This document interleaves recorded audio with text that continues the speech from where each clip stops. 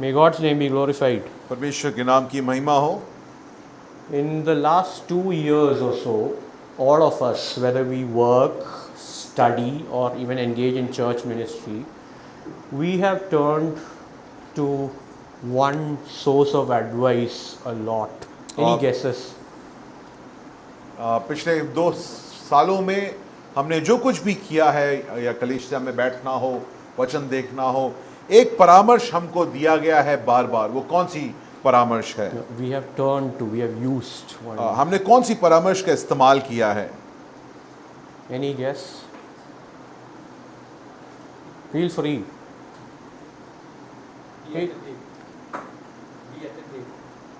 No, it's a source of advice. हमको या हमने हमारे सामने जो परामर्श है उसका स्रोत क्या है? हमने कौन से स्रोत को बड़े करीबी से ध्यान दिया है? Feel free.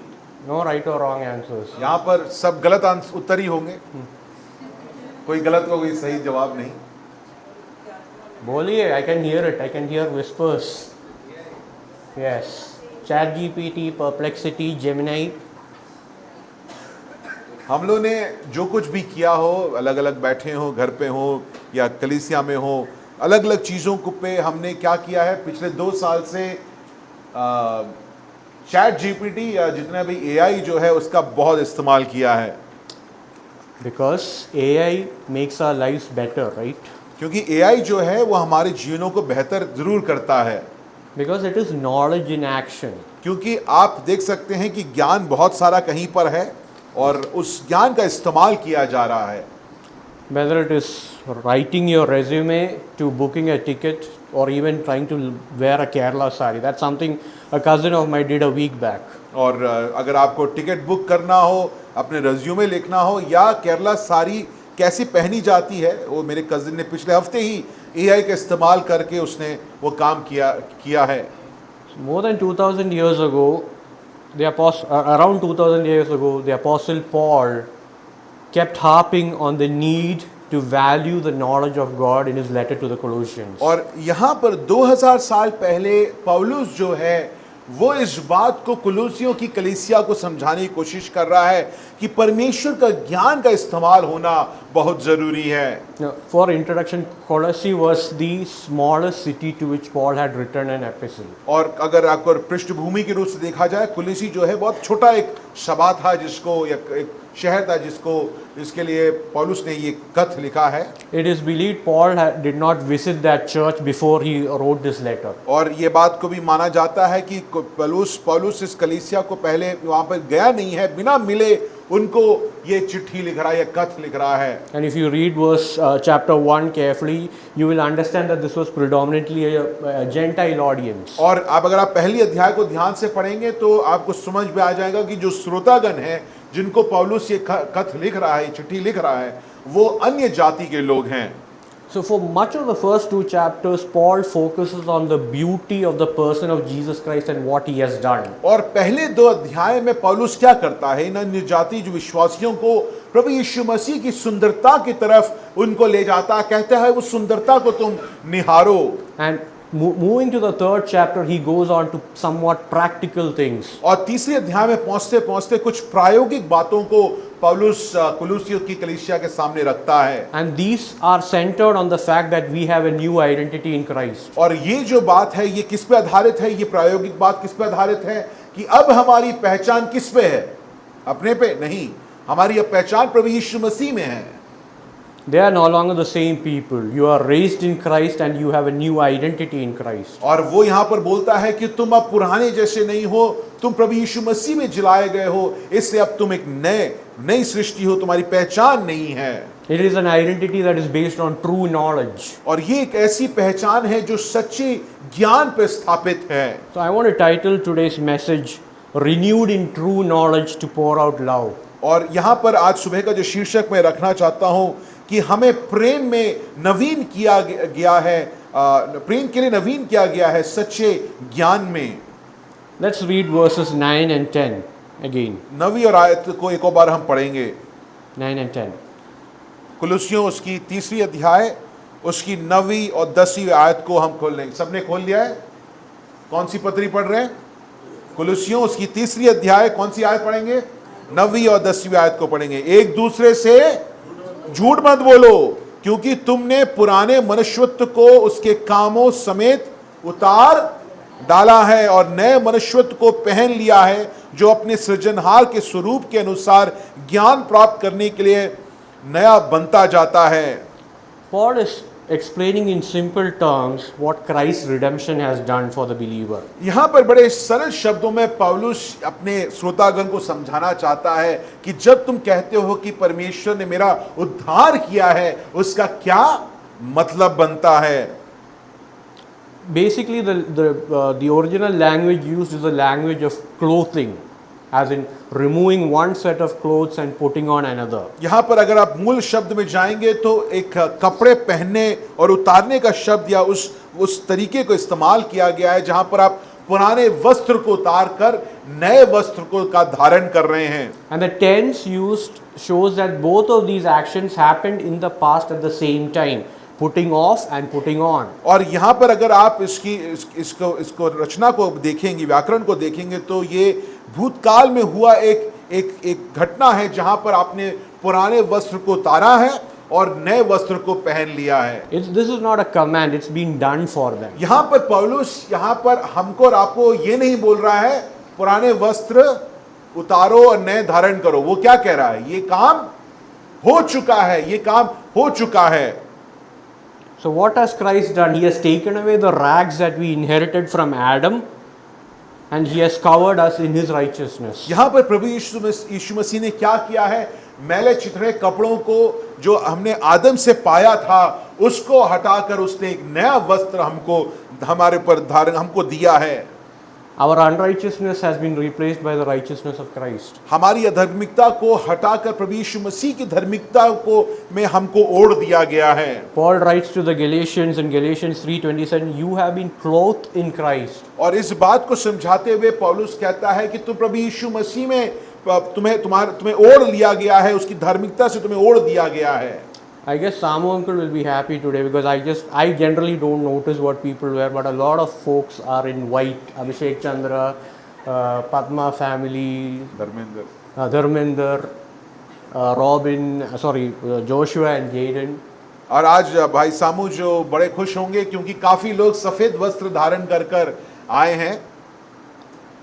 So the point is, when God sees us, he sees the righteousness of his son. कहने का तात्पर्य यह है कि हमारा एक तरीका है देखने का। हमने सफेद देखा तो हमको लगता है कि पवित्र है, मगर उसी प्रकार को आप देखिए, परमेश्वर जब आप और हम प्रभु यीशु मसीह में उद्धार पाते हैं तो परमेश्वर किसको देखता है? परमेश्वर हमको अपने पुत्र के नजरों से देखता है कि अब हम पुत्र के पवित्र धार्मिकता से हमें ओढ़ लिया गया है। So we have a new identity. I think all of us know it to some degree. और हम लोग इस बात को जानते हैं कि हम लोग सब में एक नए पहचान में हमें बुला लिया गया है। But is that all? God has given us a new identity and given us a checkbook and said, go do what you want. और अब सवाल ये है कि अब हमारे पास एक नई पहचान है, तो क्या परमेश्वर ने बोला अब चलो तुमको हमने नई सृष्टि बना दी है, तुम्हारे एक नई पहचान को तुमको मैंने दिया है, अब तुम्हारे मन में जो आता है तुम करो, उससे मुझे कोई फर्क नहीं पड़ता है। Let's read verse 10 carefully. 10वीं आयत को बड़े ध्यान से हम पढ़ें।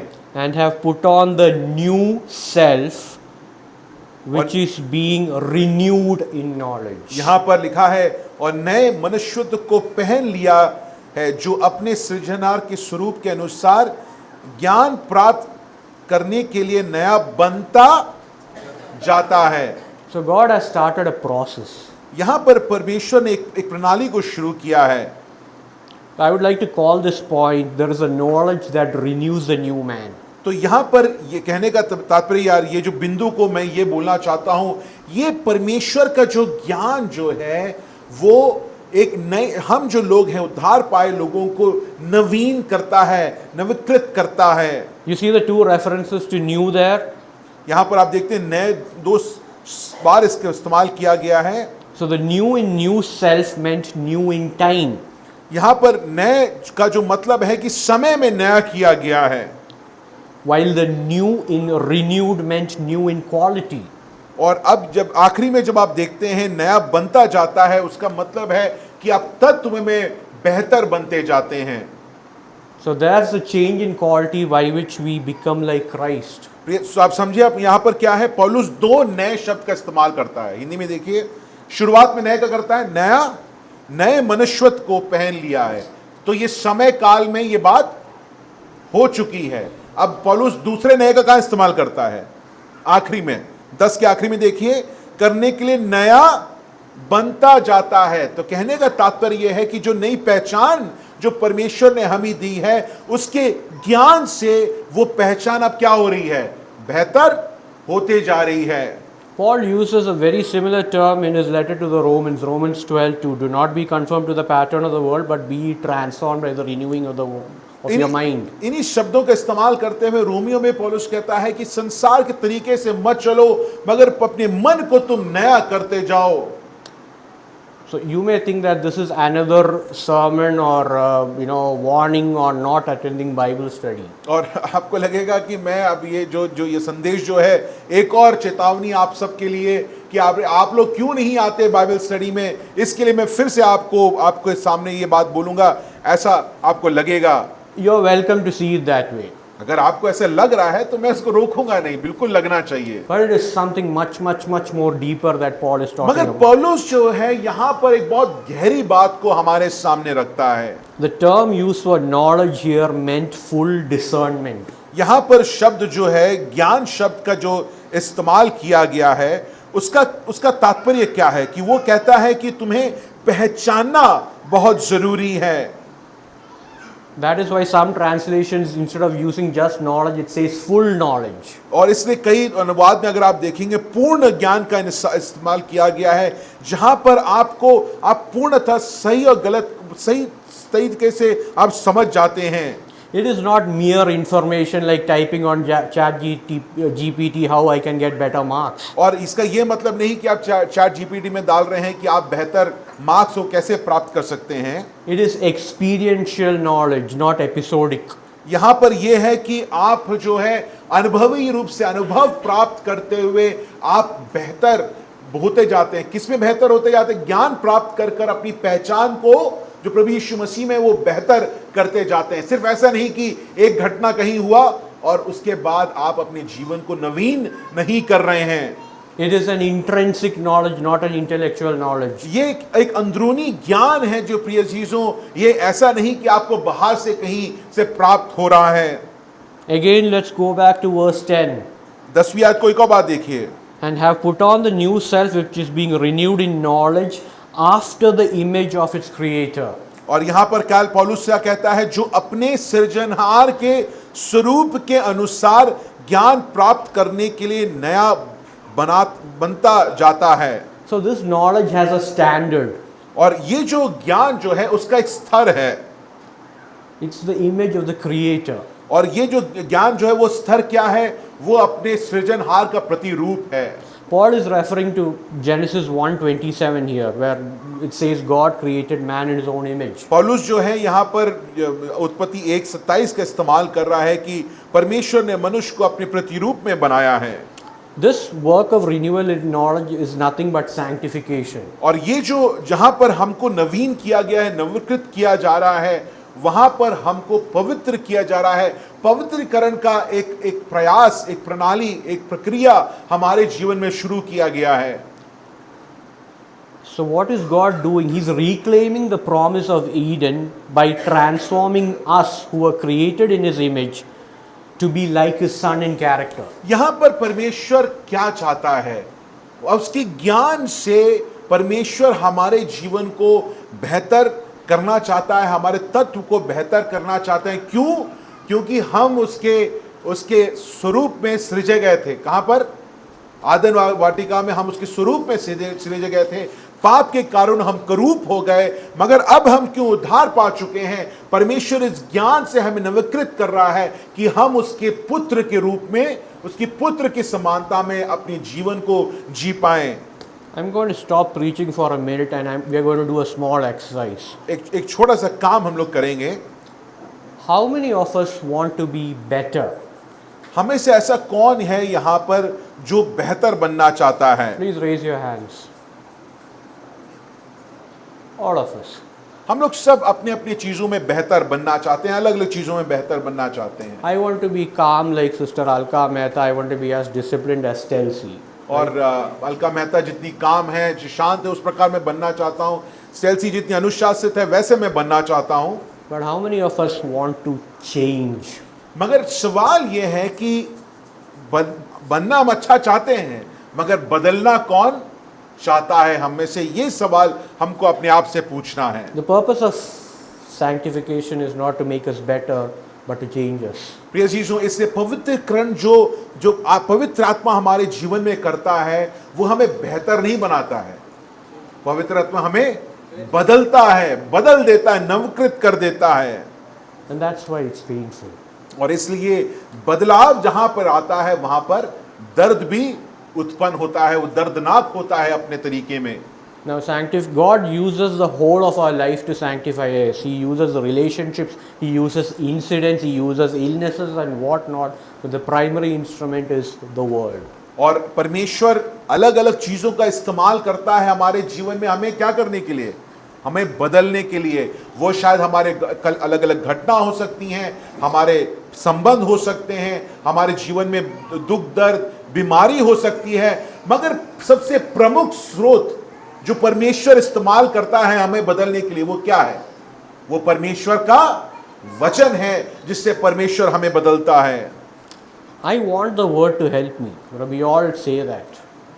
मैं चाहता हूं कि वचन I want the Word to help me. We all say that. हम लोग इस बात को कहते हैं कि वचन आपकी सहायता करे, ये हम लोग सब कहते हैं। I want it to help me fight my addiction to sexual sin or pornography. और मैं चाहता हूं कि वचन पढ़कर वचन मेरी सहायता करे कि जिन चीज़ों को मैं देखता हूं वो देखना मैं बंद कर दूं। I want the Word to make me stop my addiction to the stock market. और मैं चाहता हूं कि वचन से मेरा जो प्रेम है, एडिक्शन जो कह ले, लत जो लगी हुई है मुझे शेयर मार्केट में पैसे लगाने की, उस लत से मैं बच जाऊं। ये हम लोग कहते रहते हैं।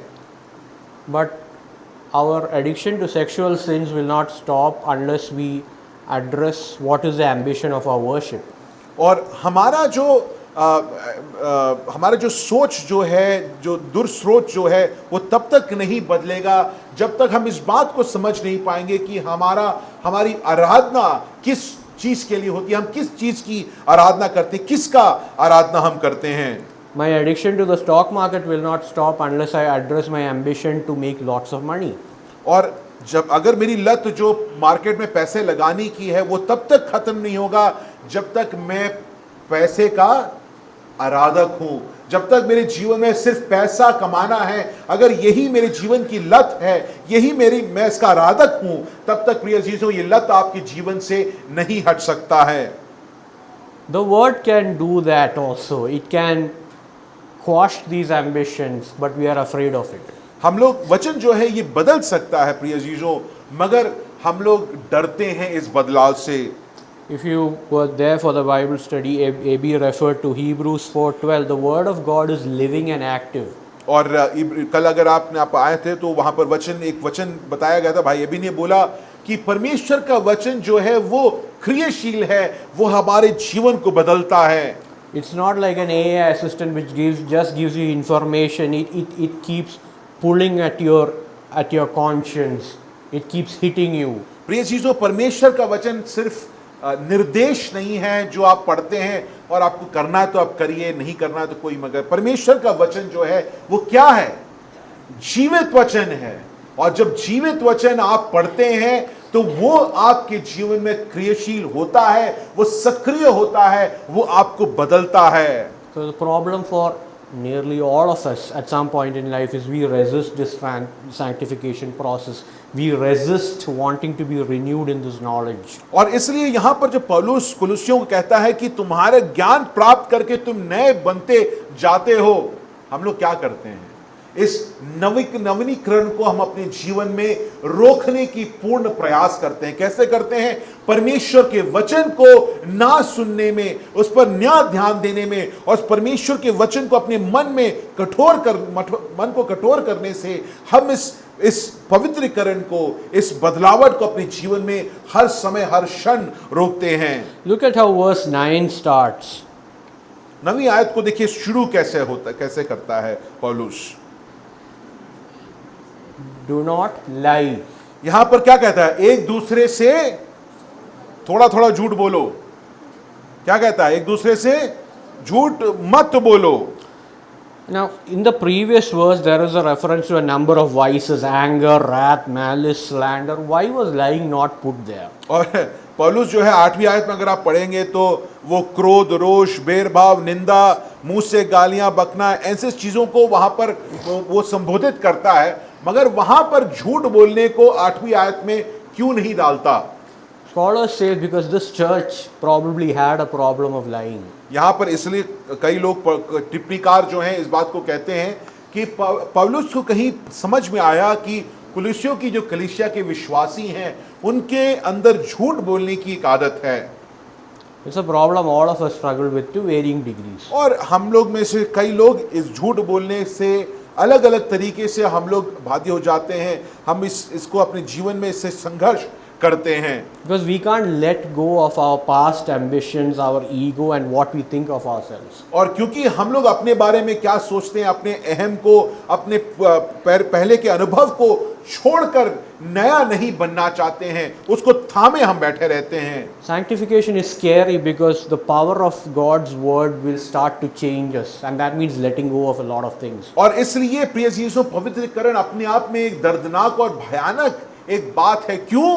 क्योंकि वो आपके जीवन को बदलता है, और जब बदलने का मतलब यह है कि आपका जो पुराना जो अस्तित्व है, और अस्तित्व जिसके पुराने काल में आपने जो सोच रखा है, आपने जो लक्ष्य बना रखे हैं, आपने अपने बारे में जो सोचा है, वचन कहता है कि उसे छोड़ना होगा, और वो हमारे लिए दर्दनाक बन जाता है। Now, how long does this process last? तो आप पूछेंगे ये नवीनीकरण, चलो ठीक है, पौलुस आप बता रहे हैं कि हम नवीन होंगे, नवकृत किए जाएंगे, ये कब तक चलेगा? ये कब तक होता रहेगा?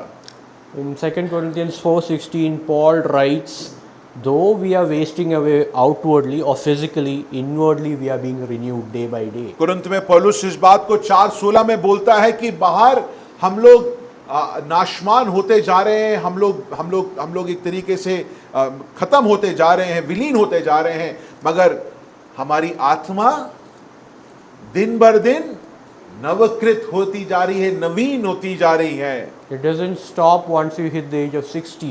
ऐसा नहीं है कि आप बोलेंगे देखिए अब 60 साल का मैं हो गया हूं, बहुत हो गया नवीन होना, अब मैं अब यहां से नवकृत या नवीन नहीं होगा। आप ऐसा नहीं बोल सकते हैं। Sanctification is relational. It draws on intimacy with the heart of Christ. और यहां पर पवित्रीकरण एक ऐसी चीज होती है जहां पर आप का जो संबंध अपने उद्धारकर्ता के साथ बेहतर होता जाता है, आप उसके साथ और करीब होते जाते हैं। David in Psalm 51, we all know Psalm 51 was written after David's most infamous sin. और हम लोग इस बात को 51 भजन को सब जानते हैं। दाऊद जो है उस महान उस पाप को जब उसने किया, जिसको हम सब जानते हैं, जिससे हम परिचित हैं, उसके बाद वो इस भजन को लिखता है। He's filled with guilt and shame. वहां पर हम जानते हैं कि भजन लिखते लिखते वो उस पाप बोध, अपराध बोध में दबा हुआ एक व्यक्ति था। In verse 10 he cries out, renew in me a right spirit. और उस अपराध बोध में वो क्या प्रार्थना करता है प्रिय जीजों? वो कहता है, मेरे अंदर है परमेश्वर एक नई मन को जगा, मेरे मन को तू नवीन कर।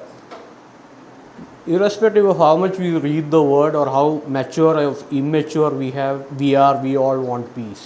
और हम लोग ने जितना वचन पढ़ा हो, कितना भी हम लोग परिपक्व हो, हम सब अपने जीवन में शांति चाहते हैं। Some of you know some things about my extended family. There are a lot of ego clashes and enmities related to past generations in my extended family. और आप में से अगर जो मुझे करीब से जानते हो तो ये पता होगा कि मेरे जो परिवार है, बड़ा जो परिवार जो है, उसमें बहुत सारे एक तरीके से संघर्ष हैं, जहाँ पर लोग अपने अहंकार के कारण बहुत सारी चीज़ों को थामे बैठे हुए हैं और उसके कारण बहुत सारी समस्याएं, मुसीबतें उठ खड़ी होती हैं। This started before I was born. It will probably continue even if I live to 100 years. और मेरे जन्म होने से पहले ही ये सारी दिक्कत, समस्याएं जो हैं, अहंकार, अहम के कारण जो उत्पन्न हुआ, वो मेरे जन्म से पहले ही था और शायद मैं मरने के बाद भी ये चलता ही रहेगा, इसमें बदलाव नहीं आने वाला है। Some people are hurt by actions others did in the past. और हम कुछ ऐसे, मेरे विस्तारित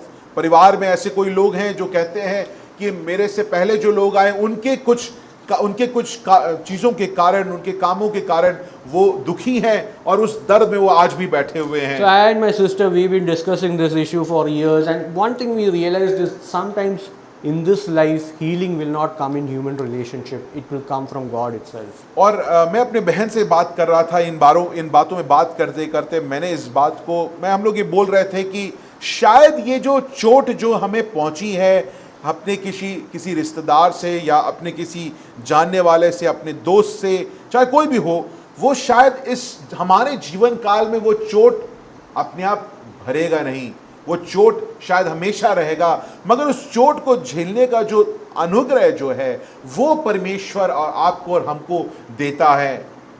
Not just peace and healing, sanctification does something more. ये जो पवित्रीकरण है, नवीनीकरण जो है प्रिय अजीजों, सिर्फ आपके जीवन में शांति नहीं लाता है, क्योंकि शांति कैसे आती है? क्योंकि आपका जीवन को पवित्र आत्मा बदलता है, उससे शांति आती है सिर्फ, मगर पवित्रीकरण, नवीनीकरण सिर्फ शांति नहीं लाता है, वो और भी चीजों को लाता है। In John 17:17, Jesus in his famous high priestly prayer, he prays for the disciples, Father, sanctify them in your truth, for your word is truth. और वो 17वें यूहन्ना 17:17 में वो कहता है कि हे पिता परमेश्वर, इनको तू पवित्र कर। किसमें पवित्र कर? ऐसे नहीं, अपने सच्चाई में है पिता परमेश्वर, इनको पवित्र कर। What does the truth do? The truth does many things, the truth about God. But what is one thing that all of us love to hear? और सच, परमेश्वर के बारे में जो सच्चाई है, सच जो है, हमारे जीवन में बहुत कुछ करता है, मगर एक ऐसी कौन सी चीज है जो हमें पसंद है, जो परमेश्वर के सच के बारे में, सच्चाई के बारे में? You shall know the truth. Set you free. Please roar it out. The truth. All human beings, atheist, unbeliever, whatever faith, freedom is something all of us crave. प्रिय चीजों, सच्चाई जो है, वचन क्या कहता है कि वो हमें आजाद करेगा। और नास्तिक जो है, चाहे नास्तिक हो या कोई भी विश्वास के लोग हो, सब इस उद्धार का, इस आजादी की महत्वाकांक्षा में अपने जीवन को जीते हैं। Submitting to this process of sanctification is the only way we can experience freedom in Christ, or we will be chained either to past glory or past misery and all their vices. प्रिय चीजों, यहाँ पर पौलुस इस बात को बार बार कहता है कि अगर तुम्हारे जीवन में नवीनीकरण नहीं हो रहा है, तुम अपनी पवित्र आत्मा के द्वारा तुम्हारा जीवन अगर बदल नहीं रहा है, तो क्या होगा? तुम अपने जीवन में फिर भी अपने भूतकाल के चीजों को याद रखकर, उन दर्द को याद रखकर, या उस भूतकाल की किसी महिमा को याद कर कर तुम अपने जीवन को जियोगे। तुम कभी भी प्रभु यीशु मसीह में जो आजादी प्रभु यीशु मसीह तुम्हें देना चाहता है, उस आजादी को तुम हाथ नहीं लाओगे, तुम उसको कभी अपने जीवन में अपना नहीं पाओगे, क्योंकि तुम इस नवीनीकरण से, इस बदलने की ये जो प्रणाली, जो प्रक्रिया है, उससे तुम बचकर भागना चाहते हो। You see the vices listed in verse 8, anger, malice and all that. आप 8वीं आयत को देखिए, पौलुस क्या बोल रहा है यहाँ पर? अर्थात क्रोध, रोष, बैर भाव, निंदा। Or nearly all of them have origins in the past. और यहाँ पर ये भी जितने भी भाव यहाँ पर लिखे गए हैं, क्रोध, रोष, बैर भाव, निंदा, ये सब, इन सब कहीं ना कहीं किसी भूतकाल में हुई घटना के कारण आप किसी से क्रोधित हैं, आप में दिल में रोष है किसी के लिए, आप किसी के लिए बैरभाव करते हैं, निंदा करते हैं, क्योंकि आपके अस्तित्व में, आपके भूतकाल में कोई घटना हुई है किसी व्यक्ति के साथ चोट लगा है, उसके कारण ये सारी चीजें हैं। The knowledge that renews the new man transforms us by touching our hearts, by taming and training our thoughts, and tending our emotional and spiritual wounds. यहाँ पर वो वचन कहता है, वचन इस बात पौलुस ही कहता है कि परमेश्वर की जो सच्चाई है या परमेश्वर का जो वचन है, सिर्फ एक ही तरीका है, एक ही स्रोत है जिससे आपका और हमारा दिल बदल सकता है। ये भूतकाल की जो चीज़ों को हम लेकर बैठे हुए हैं, अगर इसको आप अपने आप को चंगा करना चाहते हैं तो ये वचन ही है, क्योंकि वचन आपके मन को प्रशिक्षित करता है, आपके भाव को प्रशिक्षित करता है, आप जो भावुकता को वो समझता है और उसको ठीक करता है। वचन आपको नवीन करता है, नवकृत करता है। Let us strive to submit to this painful process. और प्रिय चीज़ों, आज सुबह की जो बुलाहट हम सब को है, CBF द्वारका को, ये है कि ये बदलने का जो प्रक्रिया है वो दर्दनाक भले है, मगर हमारे और आपके लिए बहुत जरूरी है, अनिवार्य है। How does this knowledge help us? तो आप ये सवाल पूछेंगे कि ये इस ज्ञान से हमें क्या फायदा होता है। That brings us to our second point, which is found in verse 11. It is a knowledge that shatters boundaries. और 11वीं आयत में इसका उत्तर हमको मिलता है कि इस ज्ञान से क्या होता है, क्या फायदा होता है।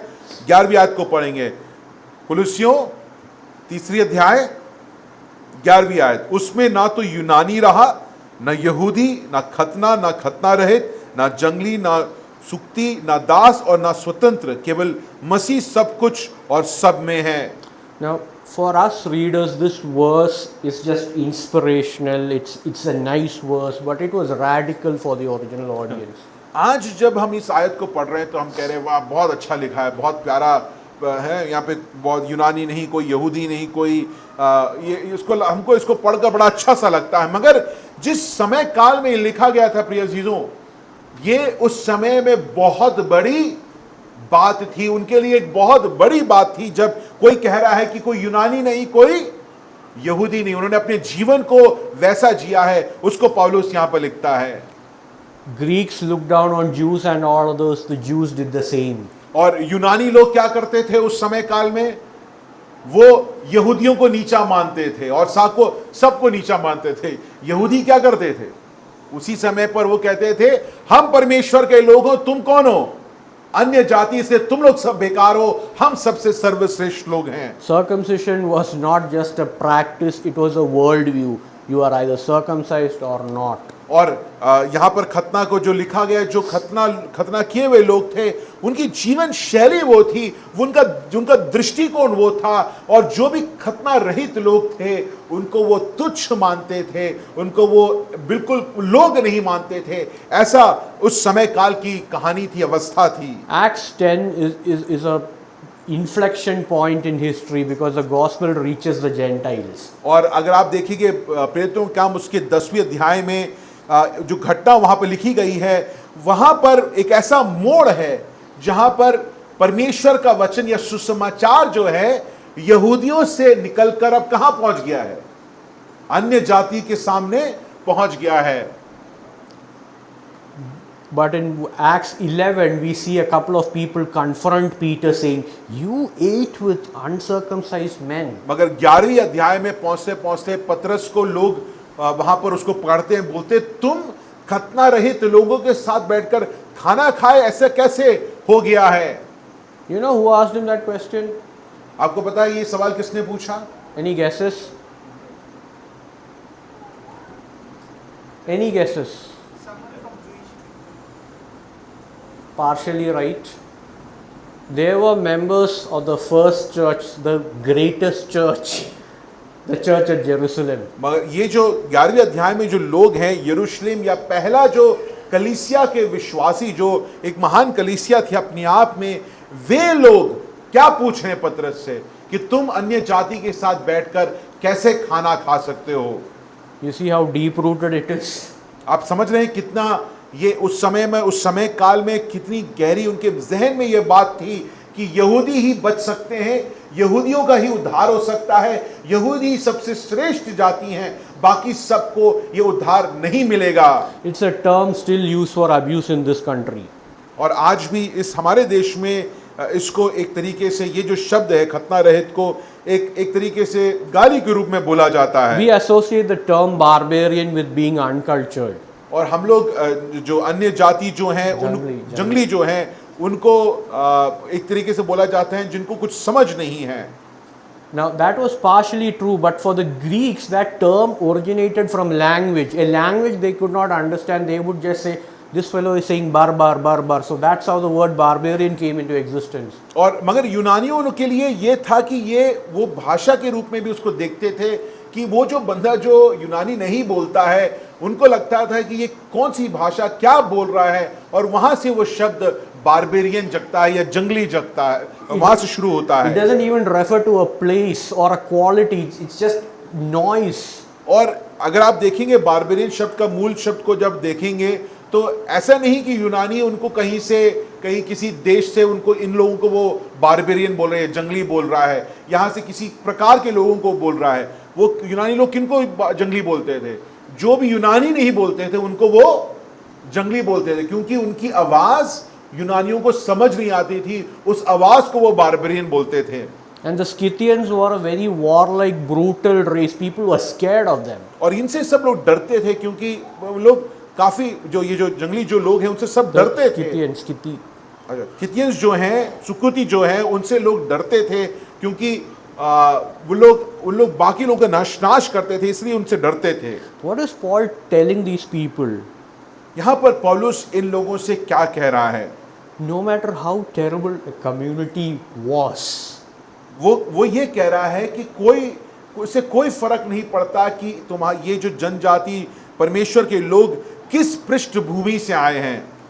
there is no people group that the gospel cannot touch and transform. यहाँ पर पौलुस कह रहा है कि सुसमाचार जो है ऐसा कोई जनजाति नहीं, ऐसे कोई लोग नहीं जिनको सुसमाचार बदल नहीं सकता है। इसलिए वो कहता है कि अब कोई भेदभाव नहीं है। And you are all one. और वो कहता है अब तुम सब एक लोग हो। When I was growing up, I heard an evangelist say that he brought a family to a prominent church, and one of the elders, and the husband was working as in a blue collar job, and one of the elders said, "Why are you bringing such people here?" और मुझे भी एक याद है, एक evangelist हमको एक कहानी बता रहे थे कि वो एक परिवार को लेके गए, एक बड़े कलीसिया में उनको लेके गए, और वहाँ का जो प्राचीन जो है वो एल्डर जो है वो कहता है कि ऐसे जो छोटे काम करने वाले लोगों को यहाँ पर क्यों लेके आए हो?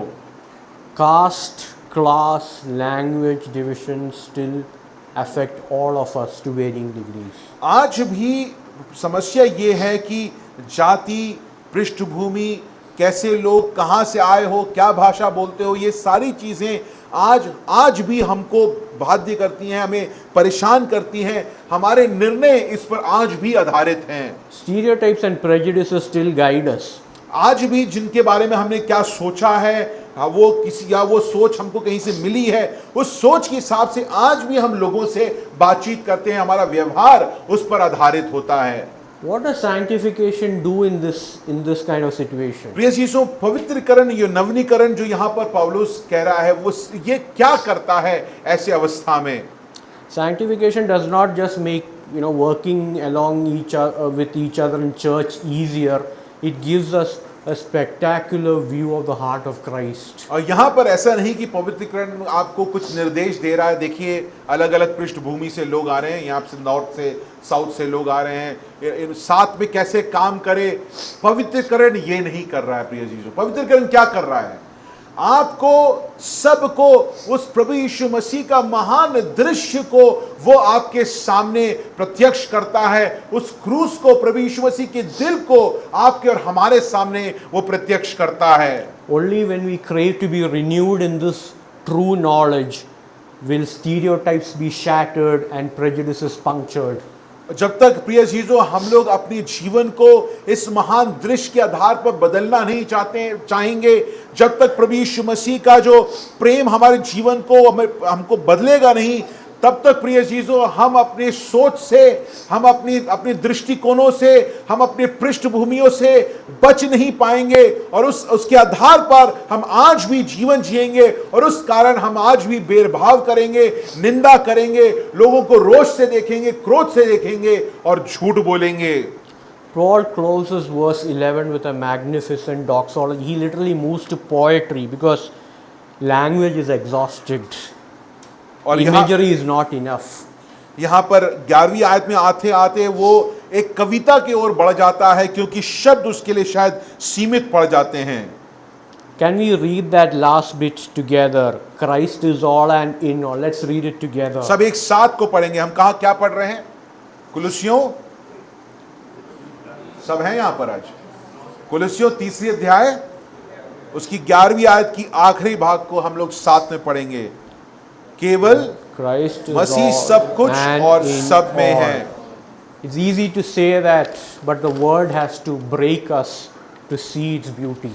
प्रिय चीजों, पढ़ना बहुत आसान है मगर आप और हम उस अनुमति को नहीं दे रहे हैं जहां जिसके कारण वचन हमको अंदरूनी तरीके से बदले और हमारी ये जो सोच है, हमारी दृष्टिकोण है, हमारे जो जीवन में जो पक्षपातपूर्ण सोच है, उसको जब तक हम बदलने की अनुमति नहीं देंगे तो हम अपने जीवन को आज भी जिस प्रकार पौलुस लिख रहा है वैसे ही जीने की कोशिश करेंगे। Now we come to the last point. This is a knowledge that pours out love. We find that in verses 12 to 14. और आखिरी बिंदु पे हम आएंगे कि ये जब ज्ञान आपके जीवन को बदलता है तो वो उसमें से प्रेम उत्पन्न होता है, प्रेम उसमें से बहता है।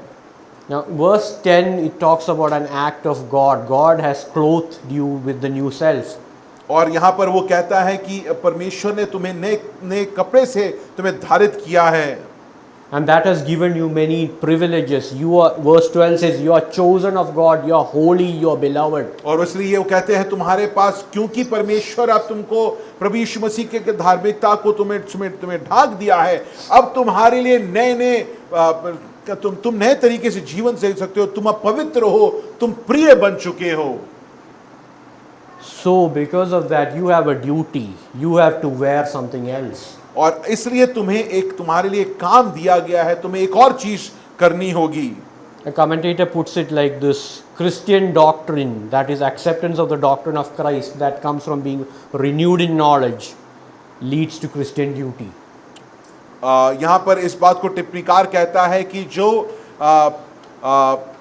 मसीह सिद्धांत जो है वो जब आप उसको समझते हैं कि प्रभु यीशु मसीह उद्धार करता है, वो आपके जीवन को बदलता है, तो आपके जीवन में आप कार्यशील होने के लिए, मसीह कार्यशील होने के लिए अपने आप को तैयार करते हैं। We see a number of virtues listed: compassion, kindness, humility. Do you need sanctification for that? यहाँ पर कई चीजों को लिखा गया है, बड़ी करुणा, भलाई, दीनता, नम्रता। क्या यहाँ पर Do you need sanctification? क्या आपको यहाँ पर पवित्रीकरण की जरूरत है इसको, इन सब चीजों को करने के लिए? We see that in the world too.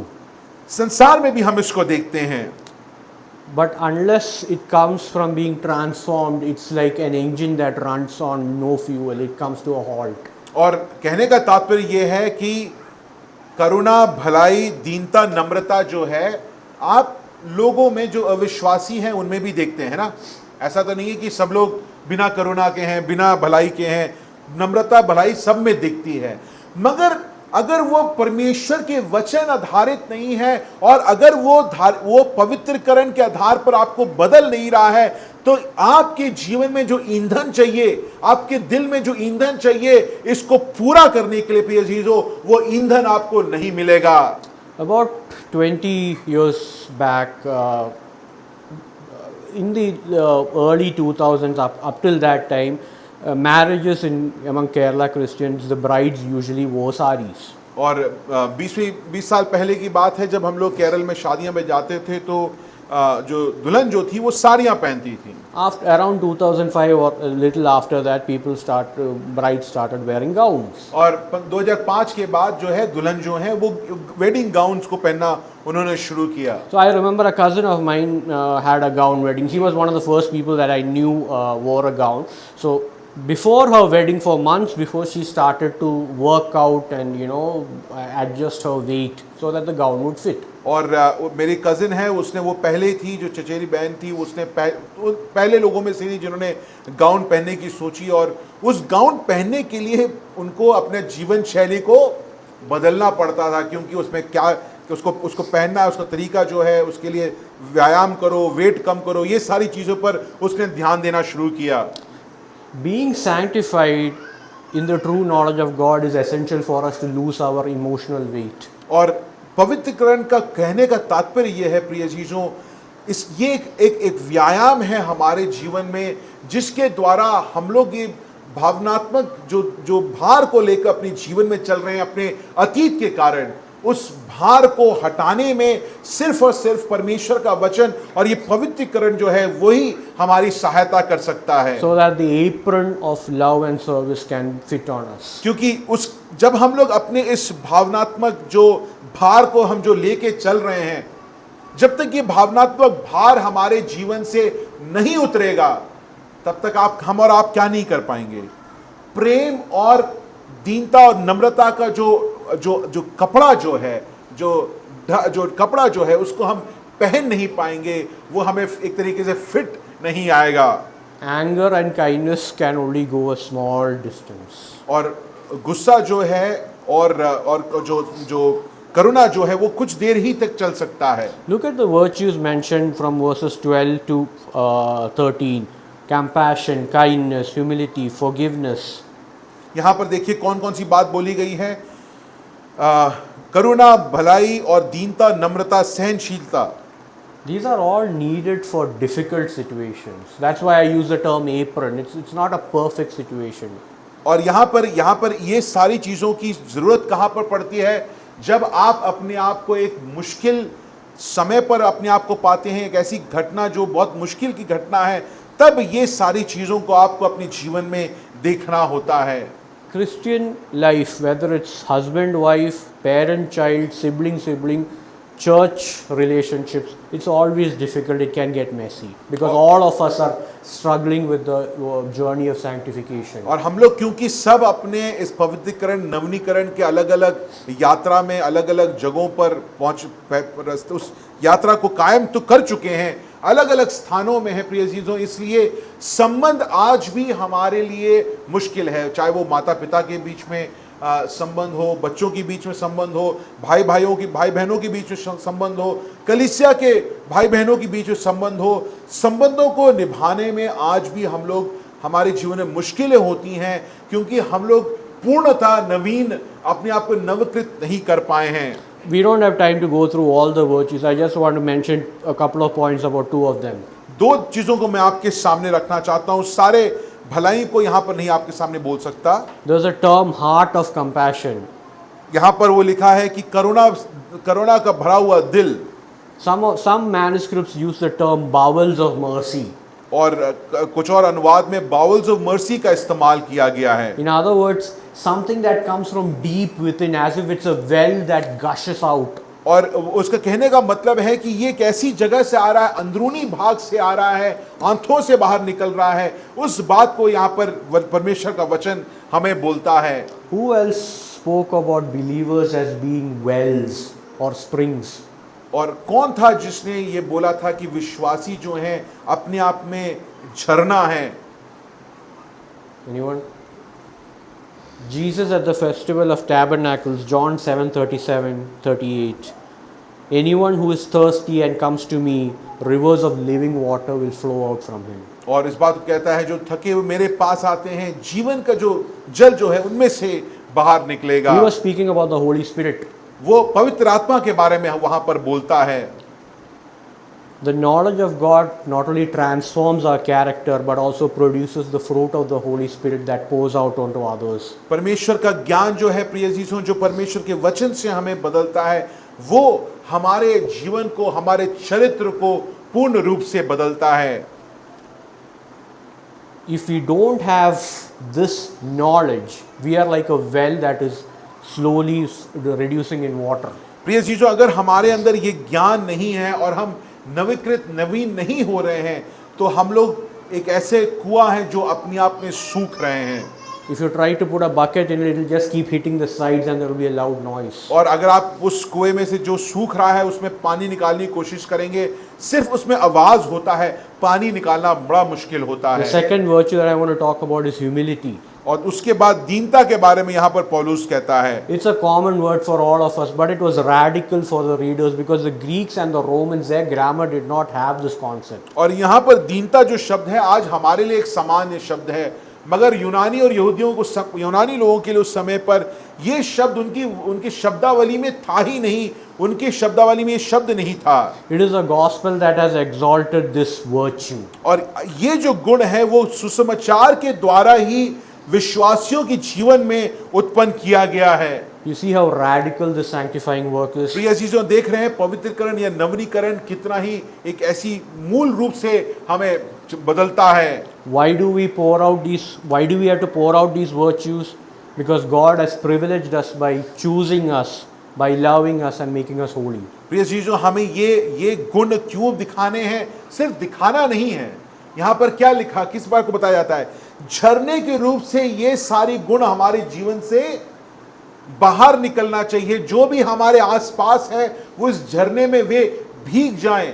उस प्रकार का दृश्य यहाँ पर पौलुस बनाता है कि इस प्रकार में तुम्हारे अंदर ये गुण होने चाहिए।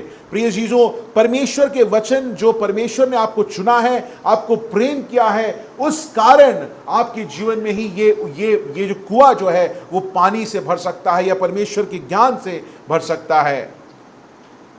Little Noah Allen is here with us. We welcome him. नोआ एलन आज हमारे बीच में है, हम उनको आमंत्रित करते हैं। He is a sign of God's faithfulness and an answer to prayer. और वो परमेश्वर की विश्वास योग्यता और हमारे प्रार्थना का एक उत्तर है। But he is also someone who has to worry us because he is going to see through us, through me and all of us like an X-ray. और वो मगर उसी समय में जब हम आनंदित होते हैं हमें घबराने की भी जरूरत है। क्यों? क्योंकि अब हमारे पर एक दो नए आंखें हैं जो हम जिस प्रकार हैं उस प्रकार वो देखेंगी। Do you and I point him to the cross or are we going to be stumbling blocks by our lives? प्रिय चीजों, ये जो दो नई आंखें जब हमें देखेंगी तो क्या हम इस दो आंखों को और इस आत्मा को, इस छोटे से शरीर को प्रभु यीशु मसीह की तरफ क्या हम दिखा पाएंगे? या वो जब नए दो आंखें जब हमें देखेंगी, हमारे जीवन शैली को, हमारे बातचीत को, हमारे दौर तरीकों को देखकर वो खुद इस विश्वास को खो बैठेगा।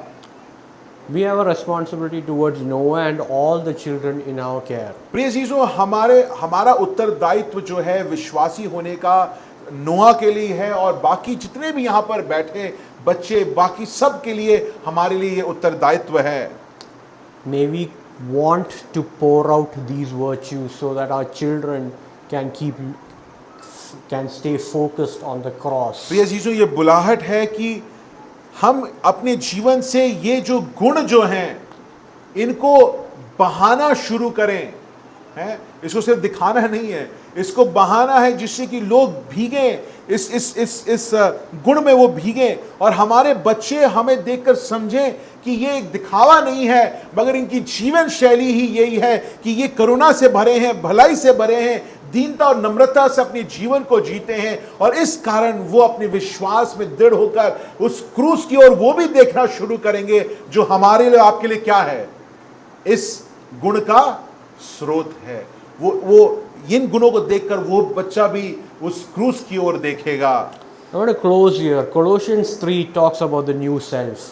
और कुलुस्सियों 3 जो है एक नए जीवन के बारे में हमें और आपको बताता है। It uses the language of clothing. यहाँ पर वस्त्र धारण का शब्द का इस्तेमाल किया गया है।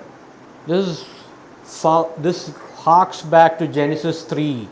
यहाँ पर तीसरे अध्याय का उत्पत्ति 3 अध्याय के आधार पर अगर देखा जाए तो ये अध्याय को समझा जा सकता है।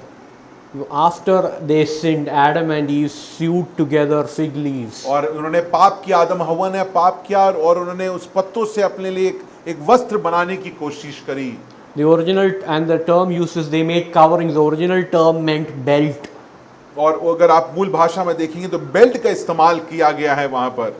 It would not have been a picture they would have wanted to put in their family album. It would have been wholly inadequate. और अगर वहां पर उस समय कोई फोटो लेता तो उनको वो चित्र वहां पर अपने फैमिली फोटो में लगाने का उनको बिल्कुल मन नहीं होता, वो गलत होता अपने आप में। So God makes garments for them from skins. That's what Genesis 3:21 says. और तीन अध्याय उत्पत्ति 3:21 में कौन उनके लिए वस्त्र बनाता है? उनकी कमी को देखकर, उनकी वस्त्र की कमी को देखकर कौन उनके लिए वस्त्र बनाता है? परमेश्वर इन दो पापियों के लिए खुद पर वस्त्र को बनाता है। And how does that garment come about? और ये वस्त्र कहां से उत्पन्न होता है? क्या परमेश्वर ने उसको अलग से सृजा? It comes from the killing of an animal. मगर हम देखते हैं कि वहां पर किसी जानवर का वध कर कर ये वस्त्र परमेश्वर आदम और हव्वा के लिए बनाता है। The sacrifice of Christ was necessary to clothe us in righteousness. प्रिय अजीजों, हमारे जो कपड़े थे वो काफी नहीं थे, काफी तो छोड़िए, वो हमको कहीं नहीं लेके जा सकता था।